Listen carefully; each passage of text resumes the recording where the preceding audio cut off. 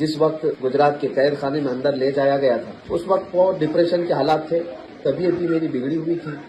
اندر جا رہا ہوں تو دو قیدی کھڑے ہیں اور وہ اپنی جالیوں میں سے وہیں سے اندر سے پکار کر کے کہتے ہیں کچھ دیر کی خاموشی. بس میں یہی چاہتا ہوں کہ اپنے آپ کو اس طرح سے بنا لو کہ جس طرف سے گزر جاؤ وہ محفل رسول میں بدل جائے. اس لیے کہ ہماری کوئی محفل اور ہماری کوئی تقریب، ہماری زندگی کا کوئی حصہ حضور کے بغیر ممکن نہیں. وہ جو نہ ہو تو کچھ نہیں، وہ جو نہ تھے تو کچھ نہیں. جان ہے وہ جہان کی اور جان ہے تو جہان. حضور پاک صلی اللہ تعالی علیہ وسلم کی بات کرتے کرتے آج ہماری بات بن گئی. میری بات بن گئی ہے تیری بات کرتے کرتے. حضور پاک صلی اللہ تعالی علیہ وسلم کی بارگاہ میں جب کوئی مدح سرائی کرتا ہے تو حقیقت میں وہ حضور کی بلندی یا حضور کو بڑھاتا نہیں ہے. حضور کی شان تو اللہ نے پہلے سے بڑھا رکھی ہے. جو حضور کی تعریف کرتا ہے وہ خود اپنی شان بڑھاتا ہے، اس کی اپنی شان بلند ہوتی ہے. اسی لیے دنیا میں جو نبی پاک صلی اللہ علیہ وسلم کی بات کرتا ہوا دیکھا گیا وہ پھر لوگوں کے دلوں پر راج کرتا ہوا بھی دیکھا گیا. 100 سال گزر جانے کے بعد آج بھی ہماری محفلوں میں اعلیٰ حضرت کا نام زندہ ہے. اس کی وجہ کیا ہے؟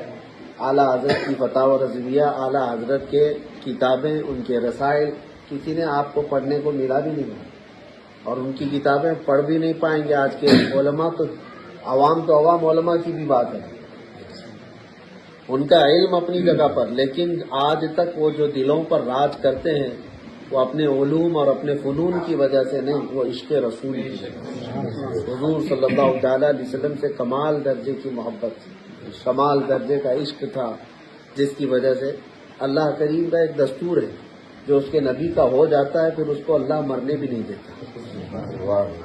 اس کے نام کو پھر اللہ تبارک و تعالیٰ مرنے نہیں دیتا. آج بلغ العلا بکمالہ کشف الدجی بجمالہ حسنت جمیع خصالہ صلوا علیہ وآلہ. یہ حضور کی تعریف میں بولے ہوئے جملے ہیں. ترجمہ اب شاید یہاں محفل میں موجود لوگوں کو بہت کم کو پتا ہو. اہل علم کو چھوڑ کر کیا کہا گیا ہے، یہ کیا باتیں ہیں پتہ نہیں ہے، لیکن اتنا پتا ہے کہ حضور کی تعریف میں بولی سکتی.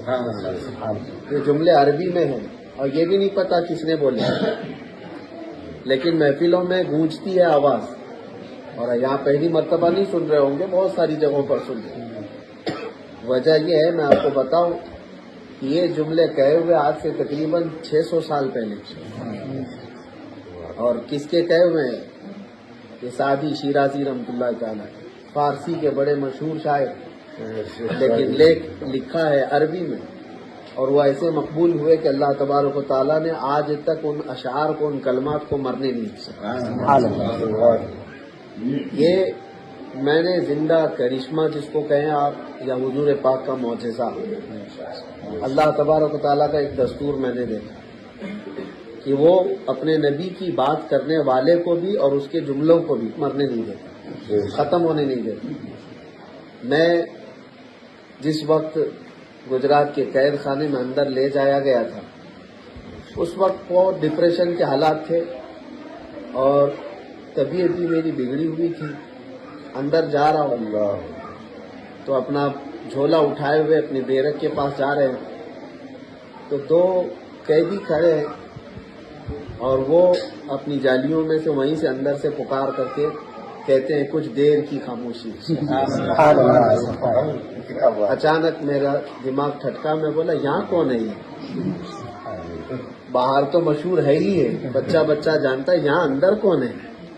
تو چہرہ اٹھا کر کے دیکھا تو پھر وہ شعر پڑھنے لگے مجھے دیکھ کر، تو جتنی تھکان تھی سب اتر. پھر میں وہی بات کہتا ہوں، اس کی محبت میں کہیں بھی بات کو اللہ پوری دنیا میں پھیلاتا ہے اور لوگوں میں اس کو زندہ رکھتا ہے. وہ جملہ کیا تھا، کلمہ کیا تھا، اس سے غرض نہیں ہے، لیکن بولا کس کے لیے تھا؟ حضور پاک صلی اللہ تعالی علیہ وسلم کے لیے کی ہوئی بات کو اللہ تعالیٰ وہ مرنے نہیں دیتا، ختم ہونے نہیں دیتا. میں ایک چیز آپ کو یہ بھی بتاؤں، ابو جہل نے گستاخیاں کی، ابو لہب نے گستاخیاں کی، عتبہ شیبہ یہ نام ہے گستاخوں کے، لیکن انہوں نے کیا گستاخی کی ہے کسی کو پتا ہے؟ آج کسی کو یاد ہے؟ حدیثوں کی کتابیں بھی چھان مارو تو کہیں وہ جملہ نہیں ملتا کہ کیا گستاخی کرتے تھے، کیا گالی دیتے تھے، یہ چیزیں بھی نہیں مل پاتی. ہاں لیکن حسان بن ثابت صحابی رسول حضور کو کیا کہتے تھے وہ آج بھی موجود ہے. حضور سے وہ یوں کہتے تھے وَأَجْمَلُ وَأَحْسَنُ مِنْكَ لَمْ تَرَ قَطُّ عَيْنٌ وَأَجْمَلُ مِنْكَ لَمْ تَلِدِ النِّسَاءُ. حضور کو دیکھتے تو یوں کہتے یا رسول اللہ آپ سے زیادہ حسین و جمیل میری آنکھوں نے دیکھا نہیں، اور آپ سے زیادہ خوبصورت کسی ماں نے جنائی نہیں. یہ جملے تعریف میں کہے ہوئے تھے، حضور کی محبت میں کہے ہوئے تھے. 1400 سال گزر گئے، جملے آج بھی وہ تازہ ہیں اور آج بھی موجود ہیں. لیکن گستاخوں کے جملے موجود نہیں. گستاخ بھی مریں گے، جملے بھی مریں گے، لیکن زندہ کوئی چیز ہے تو اسی کو اعلیٰ حضرت فرماتے رہے گا یوں ہی ان کا بڑے خاک ہو جائیں جل جانے والے. اور حیرت کی بات میں آپ کو یہ بھی بتاؤں، اللہ تبارک و تعالی جب کسی سے کام لینا چاہے تو وہ پتھروں سے بھی لیتا ہے، وہ کنکروں سے بھی لیتا ہے، کسی سے بھی لیتا ہے. اگر میں ذریعہ بنا ہوں تو یہ اللہ تعالیٰ کا فضل و کرم اور اس کا احسان عظیم ہے. نہ یہ کہ ہماری زبان کا کمال ہے، نہ یہ کہ ہمارا کوئی اپنا پرسنل جادو ہے. اللہ تعالیٰ جب جس سے جو کام لینا چاہے وہ اس کا فضل ہے. میں آپ کو ایک چیز اپنی اور بتاتا ہوں. یہ بیان کرنے کے لیے تو میں نہیں آیا تھا، مجھے حاجی صاحب نے کہا تھا کہ مخصوص آپ کی دعوت ہے، یہاں تو میلہ لگا ہوا ہے. اور پھر یہ تو روز کی عادت ہو گئی ہے، میں نے جینا سیکھ لیا کہ اب بغیر میلے کے جی بھی نہیں سکتے. کیونکہ جس کی بات کر رہے ہیں حضور پاک صلی اللہ تعالی علیہ وسلم کی، ایک بزرگ نے فرمایا تھا کہ پھر وہ آدمی جو حضور کی محبت میں بات کرے اور اپنے آپ کو 70 پردوں میں چھپا کر رکھنا چاہے تب بھی اللہ اس کو ظاہر کرتا ہے. یہ دیکھی ہوئی بات ہے. 70 پردوں میں بھی آدمی اپنے آپ کو چھپانا چاہے لیکن اللہ تعالیٰ اس کو چھپنے نہیں دیتا. اس کو ڈی مورلائزیشن کرنے کے لیے، اس کو ڈی گریڈ کرنے کے لیے، اس کے حوصلوں کو توڑنے کے لیے پوری بڑی بڑی طاقتیں لگی رہتی ہیں. لیکن اللہ تبارک و تعالیٰ اس کے نام کو، اس کے کام کو کسی نہ کسی طرح زندہ قائم رکھتا ہے. اب میں جو چیز بتاتا ہوں اسی پر لمبی گفتگو نہیں کروں گا، بہت دیر سے شاید یہاں بیٹھے ہوئے ہیں، تھکے بھی.